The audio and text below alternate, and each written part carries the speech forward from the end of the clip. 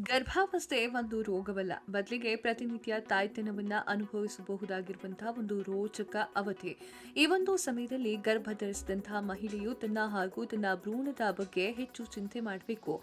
ಭ್ರೂಣದ ಆರೋಗ್ಯಕ್ಕಾಗಿ ಉತ್ತಮ ಆಹಾರ, ಮೃದುವಾದ ಸಂಗೀತ, ಮೆಚ್ಚಿನ ಪುಸ್ತಕವನ್ನು ಓದೋದನ್ನ ಅಭ್ಯಾಸ ಮಾಡಬೇಕು. ಸಾಕಷ್ಟು ಚಟುವಟಿಕೆಗಳನ್ನು ಆನಂದಿಸಬೇಕು. ಹಲವು ಗರ್ಭಿಣಿಯರು ಗರ್ಭಾವಸ್ಥೆಯಲ್ಲಿ ಸಾಕಷ್ಟು ಖಿನ್ನತೆ, ಆತಂಕ, ಒತ್ತಡ ಸಮಸ್ಯೆಯನ್ನ ಎದುರಿಸುತ್ತಾರೆ. ಅಂತಹ ಗರ್ಭಿಣಿಯರು ಒತ್ತಡ, ಬದುಕಿನಿಂದ ಭ್ರೂಣದ ಮೇಲೆ ಏನೆಲ್ಲಾ ಸಮಸ್ಯೆಗಳು ಅನುಭವಿಸಬೇಕಾಗುತ್ತದೆ ಅನ್ನುವುದರ ಬಗ್ಗೆ ಮಾಹಿತಿ ಇಲ್ಲಿದೆ. ಗರ್ಭಿಣಿಯಲ್ಲಿ ಆತಂಕ ಮತ್ತು ಒತ್ತಡ. ಗರ್ಭಾವಸ್ಥೆಯಲ್ಲಿ ಮೂಡ್ ಬದಲಾವಣೆಯು ಸಹಜವಾಗಿರುತ್ತೆ.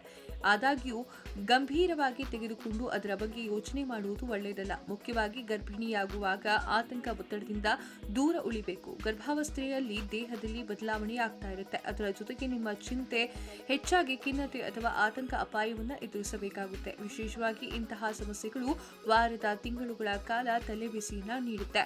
ಇಂತಹ ಕಿರಿಕಿರಿಗಳು ನಿಮ್ಮ ಭ್ರೂಣದ ಬೆಳವಣಿಗೆಗೆ ತೊಂದರೆಯನ್ನ ಉಂಟು ಮಾಡಬಹುದು.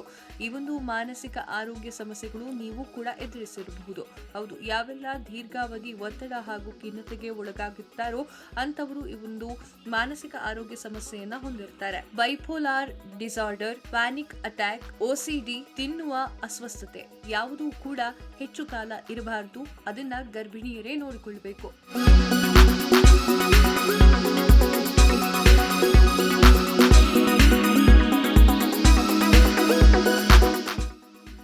ಕ್ಷಣ ಕ್ಷಣದ ಸುದ್ದಿಗಳಿಗಾಗಿ ಫ್ರೀಡಂ ಟಿವಿ ಸಬ್ಸ್ಕ್ರೈಬ್ ಮಾಡಿ, ಲೈಕ್ ಮಾಡಿ ಹಾಗೂ ಫಾಲೋ ಮಾಡಿ. ಹೊಸ ಸುದ್ದಿಗಳ ನೋಟಿಫಿಕೇಶನ್ಗಾಗಿ ಬೆಲ್ ಐಕಾನ್ ಮೇಲೆ ಕ್ಲಿಕ್ ಮಾಡಿ.